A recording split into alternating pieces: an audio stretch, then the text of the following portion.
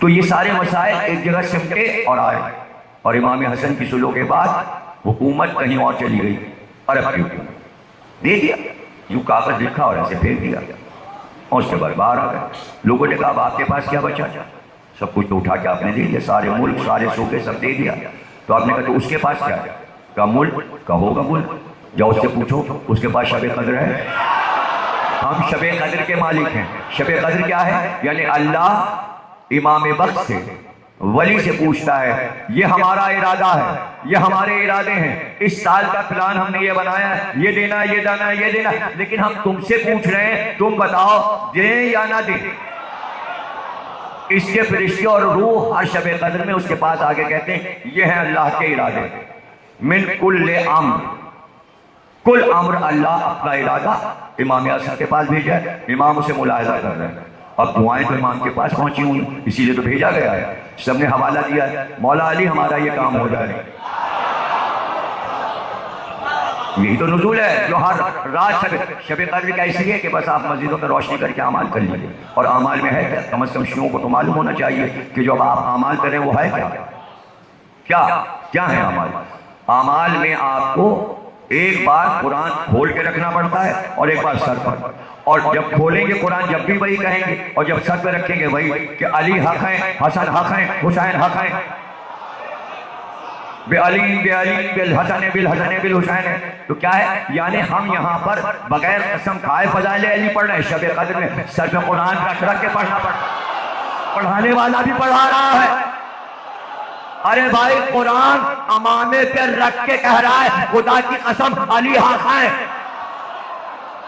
نہیں، شب قدر کو سمجھیے۔ سب نے کہا آپ کے پاس کیا ہے؟ امام حسن سے۔ آپ نے کہا جاؤ اس سے پوچھو شب قدر اس کے پاس ہے۔ بتایا کہ شب قدر وہ حکومت ہے جسے ولایت علی کہتے ہیں۔ اب وہ حکومت امام زمانہ کے پاس ہے۔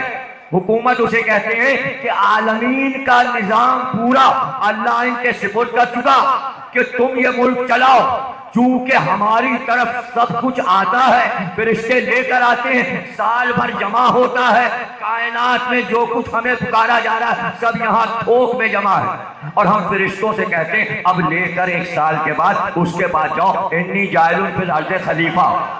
اب تمام اماموں کی زیارت جب آپ پڑھتے کہتے ہیں ولی پہ سلام، ولی ابن ولی پہ سلام، امام ابن امام پہ سلام، لیکن جیسے ہی مہدی کی زیارت آئی خلیفۃ الرحمن تجھ پہ، یہ خلیفہ ہیں، یہ اللہ کے خلیفہ ہیں۔ 12ویں کی زیارت میں آپ کو کہنا پڑتا ہے خلیفہ وقت یہ ہیں، لیکن کس کے؟ زمین کے نہیں، اللہ کی طرف سے رحمان کے خلیفہ۔ تو ہم مہدی کو کیا سمجھتے ہیں اور مہدی کی ولایت کیا سمجھتے ہیں اور زمانہ کیا سمجھتے ہیں؟ تو ولایت کو سمجھنا ضروری ہے۔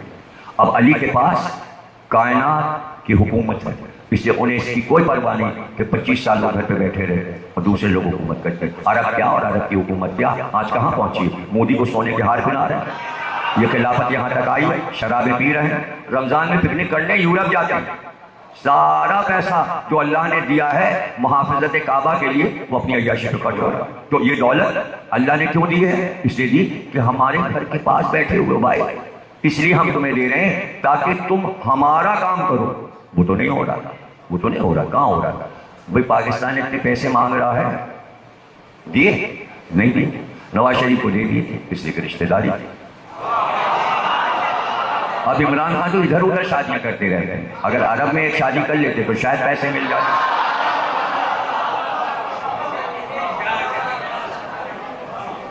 ہاں سامنے کی بات بتا، رشتہ داری کہیں کام نہیں آتی، کام نہیں آتا، رشتہ داری کام نہیں آتی، اس لیے کہ رشتہ داری کا جو معیار ہے وہ بھی آپ کو سمجھاتا ہے۔ فرعون کافر ہے، آسیہ مومنہ ہے، 5 عظیم عورتوں میں آسیہ ہے، وہ شوہر ہے، آسیہ بیوی ہے، تو کیا محشر میں آسیہ فرعون کو بخشوا لیں گے؟ نہیں، اس لیے کہ آسیہ کو قتل کر دیا فرعون نے، تو اگر چانس تھا بھی بخشوانے کا تو وہ بھی ختم ہو گیا، اس لیے کہ کافر ہمیشہ مومن کو قتل کر دیتا تھا، وہ چاہے شوہری کیوں نہ ہو یا وہ بیوی کیوں نہ ہو، چاہے وہ نوح کی بیوی ہو کافرہ یا لوط کی بیوی ہو کافرہ، اللہ کہتا ہے یہ رشتہ ختم ہو گیا۔ قرآن میں آئے تھے رشتہ ختم ہو گیا، ہم نے یہ رشتہ ختم کر دیا۔ کنعان اگر کشتی میں نہیں بیٹھ رہا رشتہ ختم کر دیا، اور بعد میں کہہ دیا اے حبیب آل محمد مصر کشتی نوح ہے، اگر آل محمد کے ساتھ نہیں ہے تو کشتی میں نہیں بیٹھا، رشتہ ٹوٹ گیا۔ یہاں رشتہ اللہ ولایت علی پہ قائم رکھتا ہے، ولایت علی گئی رشتہ ٹوٹ گیا، اب کوئی رشتہ نہیں رہا۔ تو اب مسئلہ سے کیا تھا وہ آخر میں سمجھا رہا ہوں کہ جو تمہیدی طور پہ میں آپ کو بتا رہا تھا کہ علی سے دشمنی کیوں ہو گئی۔ علی سے دشمنی اس لیے ہو گئی کہ علی یہ کہہ رہے تھے کہ دیکھو اسلام عرب سے باہر نکلے گا، ترکی میں جائے گا، عراق میں پھیلے گا، ایران میں پھیلے گا، آذربائیجان میں پھیلے گا، ہندوستان تک جائے گا۔ جب یہ سب کلمہ پڑھ کے مسلمان ہوں گے تو دیکھو عہدے سب کو دینے پڑیں گے۔ کیا کہہ رہے ہیں؟ جہاں جہاں اسلام جائے گا وہاں کے لوگوں کو منصب دینا پڑے گا، گورنر بھی بنانا پڑے گا، وہاں کے لوگوں کو سپاہی بھی بنانا پڑے گا، لشکر میں بھرتی کرنا پڑے گا۔ لیکن وہ شام والا کہہ رہا تھا علی عربوں کا حق مارنا چاہتے ہیں، بس اسی پر اتنا پروپیگنڈا کیا کہ سارے عرب علی کے دشمن ہو گئے۔ علی تو دوسروں کو حق دینا چاہتے ہیں، غیر اقوام کو حق۔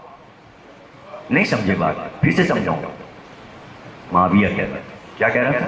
وہ یہ کہہ رہا تھا کہ علی عربوں کا حق مار کر ایرانی، عراقی، یونانی، آذربائیجان والوں کو دینا چاہتا ہے۔ عربوں کا دماغ گٹھل ان کے دماغ میں بیٹھ گیا کہ علی ہمارا حق چھین کے غیر اقوام کو دے رہے ہیں۔ علی یہ بتا رہے تھے اسلام انٹرنیشنل ہے، اقوام متحدہ UNO، یعنی اسلام ایک نہیں ہے، رحمت للعالمین بنایا ہے، عربوں کی رحمت نہیں بنایا۔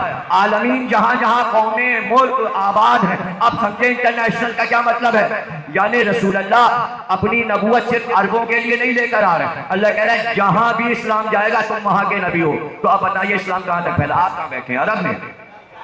ارے آپ سندھ کے صحرا میں بیٹھے ہیں۔ اگر وہ نظام چل جاتا شام والا تو آپ نکال باہر کر دیے جاتے۔ آپ عرب نہیں ہیں اس لیے آپ کے اسلام کو نہیں مانا جائے گا۔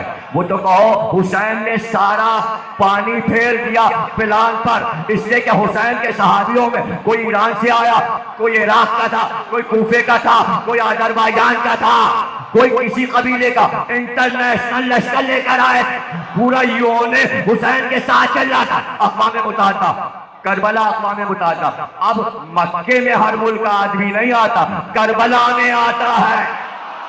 حسین انٹرنیشنل ہے، عرب انٹرنیشنل نہیں ہے۔